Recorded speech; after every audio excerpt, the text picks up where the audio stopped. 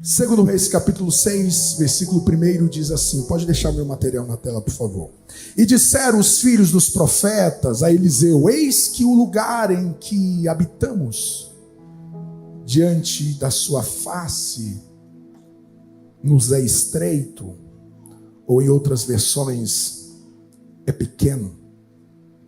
Vamos, pois, até ao Jordão, e tomemos de lá, cada um de nós, uma viga, e façamos-nos ali um lugar para habitar. E disseram ele: ide. E disse um: serve-te de ires com os teus servos.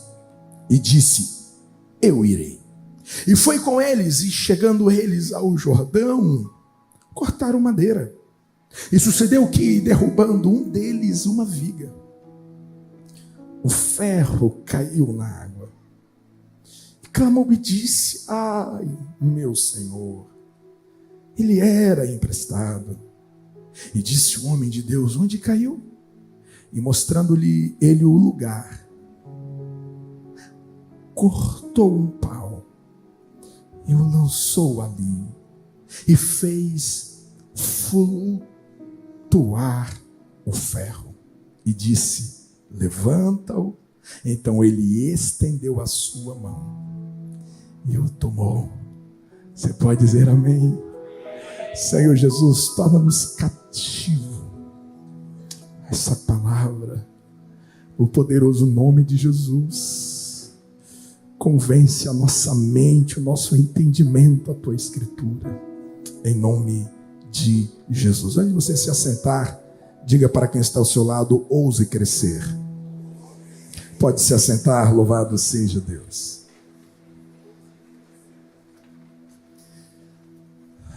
Nos encontramos no último domingo do mês de janeiro. Já está se passando 30 dias e os dias estão velozmente passando diante de nós. E geralmente, início de ano, é muito comum nós pararmos alguns momentos para refletirmos sobre direções de Deus para a nossa vida, para o nosso coração, diante de um novo ano. Claro que nós não somos míticos em achar que pelo fato de ter mudado o calendário, então radicalmente, automaticamente tudo muda à nossa volta, mas de fato existem estações, existem fases, existem ciclos que vai compondo a nossa vida à medida em que os dias vão passando. E eu quero nesta manhã repartir com vocês, deixa na tela aqui na frente para mim, por favor, para eu acompanhar.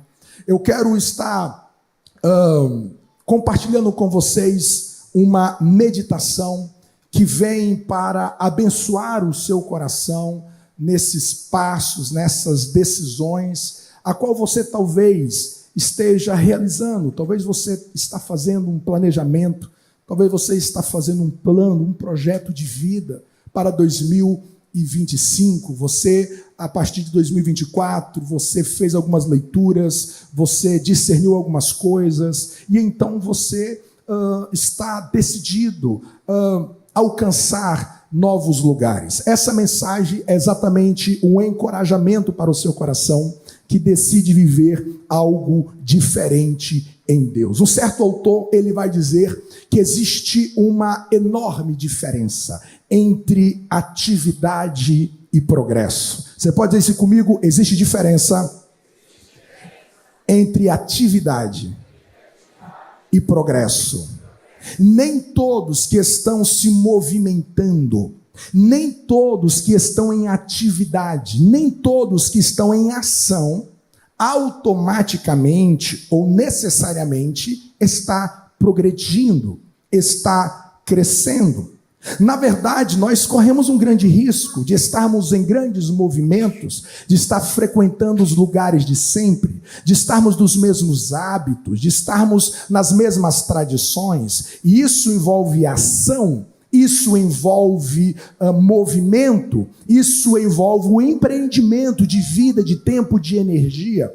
Mas o fato de nós estarmos em atividade não necessariamente significa que nós estamos progredindo, nós estamos desenvolvendo. Eu quero fazer uma pergunta ao seu coração.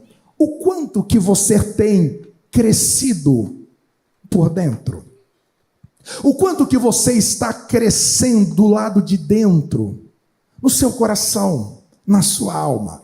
Eu lembro de um dia de estar ministrando para casais, e eu fiz essa pergunta, e eu vi um marido conversando então com a esposa, e ele recebeu uma acotovelada, e depois eu fiquei sabendo que ele disse: eu já cumpri a minha missão no meu casamento, porque eu fiz você crescer. Quando eu casei, você tinha tantos quilos e agora você tem X quilo. Eu acredito que aquele dia ele dormiu no sofá. Crescer externamente, nós nem precisamos de muita ajuda. Nós não precisamos de muita ajuda. Mas crescer do lado de dentro é um grande desafio. Você já pensou, e você está certo disso, que todos os investimentos de Deus para a sua vida é para fazer você crescer? Uma das marcas das mães é sempre fazer de tudo para que os seus filhos comam. E como? Eu lembro, aqueles que são novos como eu, vai lembrar do Emulsão Scott. Vocês lembram disso ou não? Só os fortes lembram disso. Aquele energético, entre aspas, aquela vitamina, né? Vindo ali do bacalhau, que olha, para engolir aquilo, se não é de colher para dentro, não dava conta. E tudo era para crescer. O meu filho precisa crescer. Você precisa comer, você precisa ter vitamina. Nós recebemos das nossas mães, e talvez seja uma das marcas que mais nos lembra das nossas mães, é sobre comida, é sobre culinária. A comida da mamãe jamais é imbatível, porque existe esse investimento da nossa mãe para fazer crescer o físico de todos nós. Mas Deus, de igual modo, Ele também investe em você. Tudo que você vive hoje da parte de Deus, seja em bênçãos, tudo que Deus coopera para a sua vida, o trabalho que Deus te deu, o dom que Deus te deu, o talento que Deus te entregou, a igreja que Ele tem te chamado para servir, para frequentar, essa cidade, a família que você cresceu, todos os movimentos de Deus, é exatamente para que você possa crescer. Então, muitas vezes, nós recebemos algumas bênçãos, e nós acreditamos que essas bênçãos é tão somente para o nosso autoconforto. Não que Deus não se importa com boas condições da alma, do coração, das emoções. Deus não é um Deus sadista que tem prazer em ver você sofrendo. Mas o fato é que tudo que Deus opera na nossa vida é com propósito. Deus quer que a sua família cresça. Deus quer que a sua consciência de identidade, de propósito, de destino venha crescer e progredir em 2025. Vocês estão comigo? Digam amém. Se nós não crescermos, isso significa que nós vamos criar vetores. Isso significa que nós vamos criar empecilhos, nós vamos obstruir caminhos que nos levam ao cumprimento da nossa promessa. Se nós não crescermos, nós vamos levantar barreiras para nós acessarmos a nossa herança. E muitas vezes nós achamos que as portas estão fechadas, nós achamos que as promessas não se cumpriram porque não foi Deus que disse, nós achamos que nós não chegamos no lugar em que nós queremos chegar porque Deus está muito resistente ou porque o diabo está muito furioso contra nós. Não que seja mentira a fúria do nosso inimigo. Mas tem um autor que eu sou muito amigo dele, e ele escreveu um best-seller chamado Escravos Modernos. E ele fala sobre escravos do berço existencial, o primeiro capítulo. E esse autor, que por sinal é gente boa, ele disse assim: muitas vezes nós culpamos Deus, Satanás e pessoas à nossa volta por nós não desfrutarmos da nossa herança, quanto na verdade O único responsável em manter essas portas fechadas é a nossa imaturidade. É quando nós não crescemos. E esta manhã eu quero te encorajar a você ousar a crescer. E esse texto vai nos ajudar. Esse texto vai cooperar com o nosso entendimento. Claro que eu não vou abordar de maneira muito exaustiva os seus pontos, mas eu quero que você vai digerindo isso, assim como o Espírito Santo comunicou ao meu coração. Eu quero que isso vai sendo dilatado dentro de você, na sua semana, no seu próximo devocional. Eu quero que você vai digerindo isso, porque eu acredito que isso é palavra de Deus. Vocês estão comigo? Digam amém. Esse texto vai nos falar de uma casa, esse texto vai nos falar de uma moradia, onde havia muitas pessoas morando ali. O senhor dessa casa, o profeta Eliseu, havia adotado alguns rapazes, como uma escola, como um seminário, como um CTM, que nós temos tão próximo de nós. Esse ambiente, ele foi construído exatamente para que o profeta pudesse instruir, para que o profeta pudesse mentorear a mente desses rapazes, desenvolvendo neles percepções proféticas. Isso é chamado de escola dos profetas. O profeta Eliseu recebe esses moços nessa casa, mas de repente um rapaz, alguém levanta a sua voz, ele se destaca no texto e ele se apresenta diante do Senhor, do dono da casa, o profeta Eliseu, e ele vai dizer o seguinte: meu Senhor, essa casa está pequena, essa casa está estreita. Muito provavelmente nós podemos imaginar que eles começam a enfrentar problemas de logística no banho, logística para dormir, logística para se movimentar ali naquela casa. Aquele conglomerado de pessoas estava dificultando os movimentos nessa casa. O conforto elementar de toda a casa necessária já não tinha mais, e esse rapaz percebe o desconforto. Esse rapaz percebe que tem alguma coisa que está deselegante demais, está ruim demais. E então ele chega para o seu senhor e ele não apenas relata o ruim, porque se você apenas relatar o ruim, isso chama-se murmuração. Se todas as vezes você apresentar apenas um diagnóstico do que está ruim, do que não serve, do que está terrível, se você parar apenas no diagnóstico, isso vai configurar uma murmuração. Mas esse rapaz disse: olha, está pequeno, está ruim. Então, meu Senhor, por que nós não vamos mudar daqui? Nós precisamos mudar e construir uma casa maior, construir uma habitação mais ampla. E aqui, em primeiro lugar, esse rapaz vai nos ensinar que você precisa almejar coisas maiores.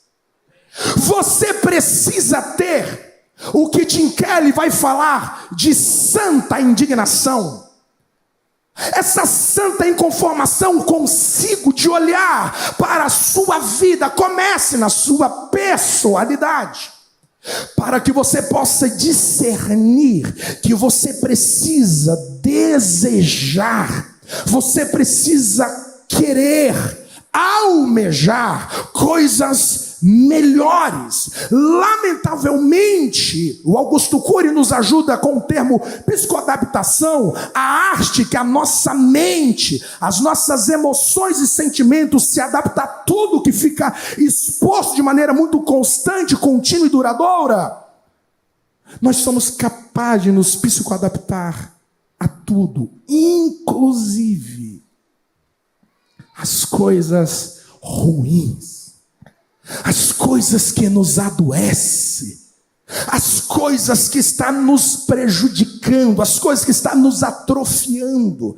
Nós somos capazes de acostumar com o casamento de brigas sobre brigas. Nós somos capazes de ir acostumando, nos adaptando a uma família totalmente valida em valores, em respeito. Nós somos capazes de acostumar com uma vida sem generosidade. Eu passo dia, semana e mês e nunca oferto, eu nunca dizimo, eu nunca invisto em pessoas, eu nunca ajudo pessoas em projetos, seja nas suas necessidades, seja nos seus alvos, nos seus sonhos. Eu acostumo viver uma vida mesquinha, onde que eu não deixo as minhas digitais na vida de ninguém. Eu acostumo não congregar.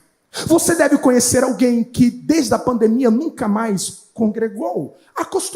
Acostumou ficar em casa, acostumou ser crente online, acostumou. E isso vai se agravando em todas as áreas da vida. Existem pessoas que vão se acostumando com o salário que tem. Não que você deve ser um murmurador do seu salário, mas são pessoas que estatizaram na sua capacidade, na sua intelectualidade. Ele nunca buscou crescer na sua especialidade, ele nunca procurou ler sobre isso, ele nunca procurou conexões sobre isso. Ele está conformado nesse mundo